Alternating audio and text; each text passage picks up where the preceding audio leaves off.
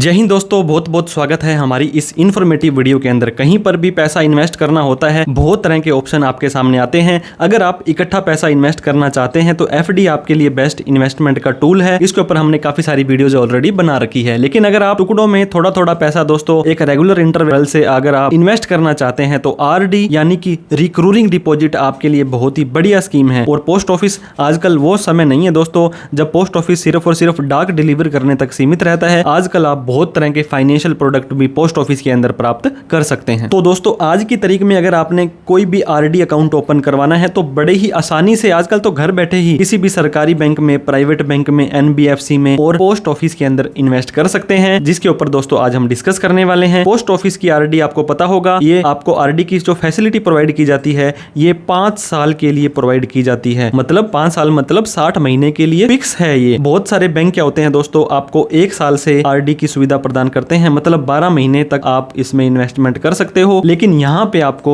60 महीने के लिए लगातार पैसा इन्वेस्ट करना पड़ेगा। जैसे मैंने आपको बताया, इन्वेस्टमेंट ऑप्शन है। अगर आप रेगुलर इनकम कमाते हो, बहुत सारे ऐसे लोग होते हैं दोस्तों जो छोटी छोटी थोड़ी थोड़ी कमाई करते हैं और इकट्ठा पैसा उनके पास नहीं होता है, तो पैसे को सेव करने का बढ़िया तरीका है बैंक एनबीएफसी आपको 1 साल की ऑप्शन देती है। लेकिन पोस्ट ऑफिस के अंदर आपको फिक्स 5 साल के लिए एफडी करवानी पड़ेगी। दोस्तों मान लीजिए आपने डिपॉजिट करवानी है सेम अमाउंट और वो करवानी है 60 महीने के लिए। मान लीजिए आपने जो एफडी करवाई, आरडी करवाई, वो 1000 रुपए पर महीने के हिसाब से आपने चालू करवा दी, तो आपको 60 महीने तक 1000 रुपए देने पड़ेंगे। 60,000 रुपए जब आपके 60 महीने पूरे हो जाएंगे तो आपके 60,000 रुपए तो आपको मिलेंगे ही मिलेंगे। उसके ऊपर जितना भी ब्याज आपने कमाया था वो भी आपको मिल जाने वाला है। लेकिन आपको टैक्स के रूल ध्यान देने बहुत ही जरूरी है। जब आप पैसा लगाते हैं, मतलब जब आप अपनी आरडी की इस किस्त भरेंगे, इन्वेस्ट करेंगे, तो आपको कोई टैक्स बेनिफिट इस इन्वेस्टमेंट का नहीं मिलेगा। अगर मिलता भी तो ओल्ड में मिलता। ओल्ड टैक्स रिजीम में वैसे भी दोस्तों टैक्स आपका 5 लाख तक ही माफ है। इसका जो भी आप ब्याज कमाएंगे वो आपको स्लैब रेट के हिसाब से टैक्स देना पड़ जाएगा।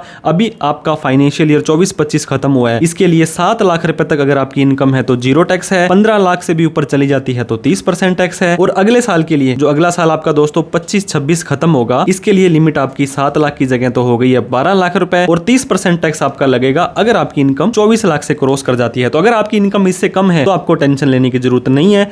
कौन इस अकाउंट को ओपन करा सकता है? एक सिंगल अडल्ट, मतलब एक व्यक्ति जो 18 साल से अधिक उम्र का है, जो अपने कॉन्ट्रैक्ट कर सकता है, उस चीजों को समझ सकता है। जॉइंट अकाउंट खुलाया जा सकता है दोस्तों, मदर, फादर और आप तीनों जने मिलकर के, मतलब 3 अडल्ट हो सकते हैं, जॉइंट ए, जॉइंट बी। इसके अलावा दोस्तों एक गार्जियन के ब्याह पे एक माइनर, ऐसा जो 18 साल से कम का बच्चा है, वो भी अपने माता पिता के साथ इस खाते को खुला सकता है और गार्जियन के साथ खुलवा सकता है। कोई अनसाउंड व्यक्ति है जो दिमाग से थोड़ा सा कमजोर है या 10 साल से अधिक का कोई भी माइनर है, वो अपने नाम से खाता खुला सकता है। तो कितने अकाउंट आप आरडी के खुला सकते हैं पोस्ट ऑफिस में? तो यहाँ पे कोई ऐसी लिमिट नहीं है दोस्तों। You can open any number of RD account in post office. मान लीजिए 1000 रुपए महीने का आप कर रहे हैं, अब आपकी इनकम बढ़ गई, आपको लगा कि मुझे ज्यादा इन्वेस्ट करना है तो 2000 रुपए एक महीने का और कर लो, फिर 1000 रुपए महीने का आप और स्टार्ट कर सकते हो। अब हम बात करने वाले हैं डिपॉजिट लिमिट की, कि कितना पैसा इस आरडी में आप कम से कम और ज्यादा से ज्यादा लगा सकते हो। मिनिमम दोस्तों आपको 100 रुपए पर महीने का तो लगाना ही लगाना पड़ेगा, इससे कम आप नहीं लगा सकते हैं। बात करें मैक्सिमम की, तो आप दोस्तों 10,000, 50,000, 1 लाख, 5 लाख, 10 लाख, कितना मर्जी आप पैसा लगा सकते हैं।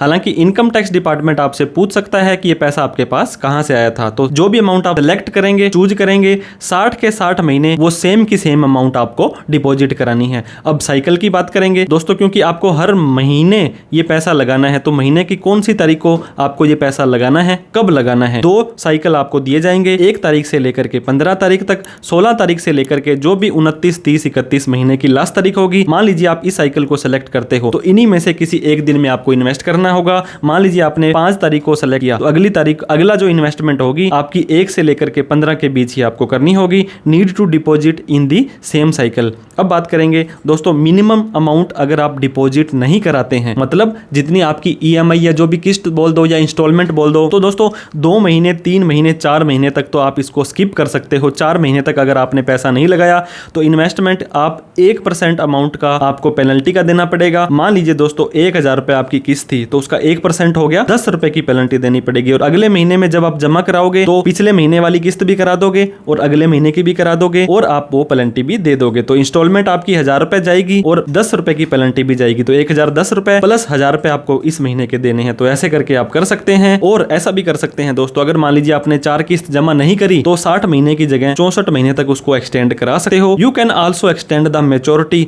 जितनी इन्वेस्टमेंट आपने नहीं भरी है किस्तें, उस किस्तों को 60 महीने से आगे के लिए भी आप एक्सटेंड करा सकते हैं। तो दोस्तों मैक्सिमम अमाउंट अगर आपने what if minimum amount not deposit, मान लीजिए 4 महीने मैंने आपको बताया था लगातार 4 महीने की किस्त आपने नहीं भरी और आप रिवाइवल पॉसिबल है, अगले 2 महीनों तक आप उस खाते को वापस से जीवित कर सकते हो। मतलब 4 महीने तो आपने किस्त नहीं भरी और अगले 2 महीने तक टोटल 6 महीने हो गए। तो 6 महीने की किस्त और आप अपनी पेनल्टी भर के उस अकाउंट को चालू कर सकते हो। 4 महीने से ज्यादा आपने डिफॉल्ट कर दिया तो आपका अकाउंट डिसकंटिन्यू हो जाएगा।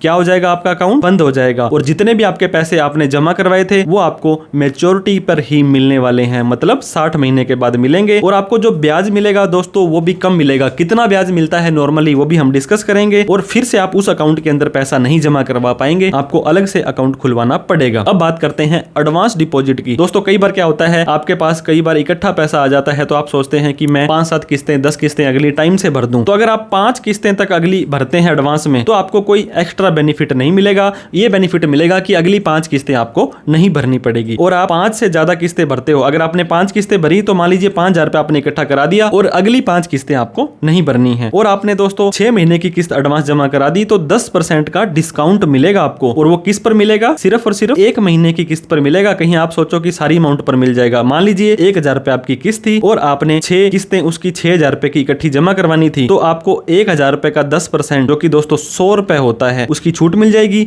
6000 की जगह 100 कम दे करके 6900 रुपए आप जमा करा दो तो एक तो 100 रुपए का डिस्काउंट मिल गया और आगे के 6 महीनों में आपको कोई भी किस्त नहीं जमा करानी है। तो ये काम आप एडवांस डिपॉजिट में कर सकते हो।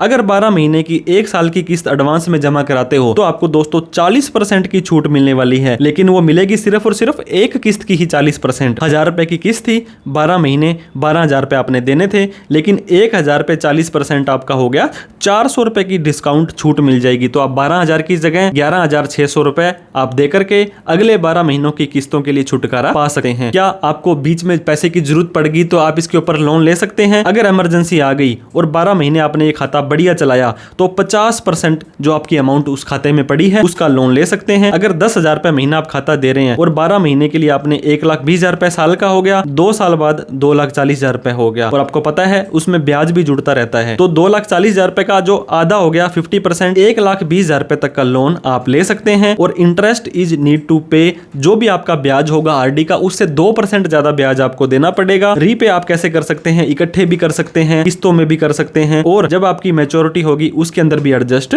करवा सकते हैं। अब आप चाहते हैं कि मैं तो 5 साल के लिए 60 महीने के लिए किस्त तो नहीं भर सकता, मुझे अकाउंट बंद कराना है। तो 5 साल से पहले अकाउंट को बंद तो करा पाएंगे, आफ्टर 3 ईयर ही होगा। पहला साल, दूसरा साल, तीसरा साल आप इस अकाउंट को बंद नहीं करा पाएंगे। 3 साल बाद आपको ये बंद करवा सकते हैं। और जो ब्याज आपको मिलेगा दोस्तों फिर सेविंग का जो 4% है, चाहे आप, मैं आपको बता रहा हूं 59 किस्त आपने भर दी और एक किस्त के लिए अगर आप उस अकाउंट को बंद कराते हो तो आपको 4% का सेविंग ब्याज मिलेगा, आरडी वाला ब्याज नहीं मिलेगा। तो अगर आप दोस्तों इफ एडवांस डिपॉजिट मेड, अगर आपने 12 महीने की किस्त, जैसे मैंने आपको बताया था आपने लेना था 40% का डिस्काउंट और आपने 12 महीने इकट्ठी कर दी तो आप उस अकाउंट को जब तक क्लोज नहीं कर सकते जब तक आपकी 12 की 12 किस्तें जो एडवांस दी थी वो एडजस्ट नहीं हो जाती। मैच्योरिटी पीरियड मैंने आपको बताया 5 साल के लिए आपको पैसा लगाना पड़ेगा जो कि 60 महीने होते हैं और अगले 5 साल के लिए इसको एक्सटेंड कर सकते हैं विद इंटरेस्ट रेट जो होता है वो, विद डिपॉजिट और विदाउट डिपॉजिट। 5 साल तक आपने इसको चलाया और अगले 5 साल तक आप और किस्त भरना चाहेंगे या नहीं भरना चाहेंगे 2024 से लेकर के 29 तक। और एक्सटेंशन जो होगा दोस्तों वो आपके 2024 वाले ब्याज पे आपको मिलने वाला है।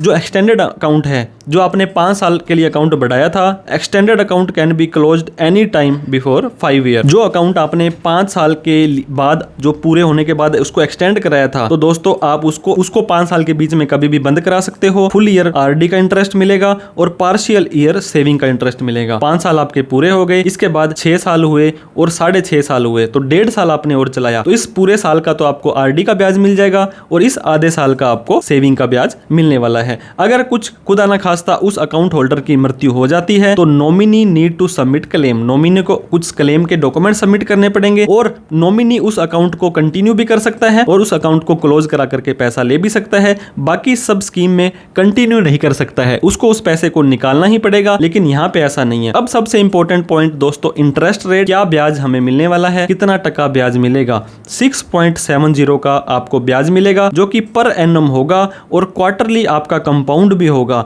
बेस्ट सेविंग इन्वेस्टमेंट है अगर डेली कमाने वाले या हर महीने अपनी कुछ कुछ सेविंग करने वाले। मान लीजिए एक ऐसा व्यक्ति था जो 1000 रुपए हर महीने की यहाँ पे आरडी के अंदर पोस्ट ऑफिस के अंदर पैसा लगाता है, तो 1000 रुपए के हिसाब से 6.7% 5 साल के लिए अगर वो पैसा लगाता है तो आपका 60,000 रुपए जमा हो जाता है। 11,369 का ब्याज मिलेगा।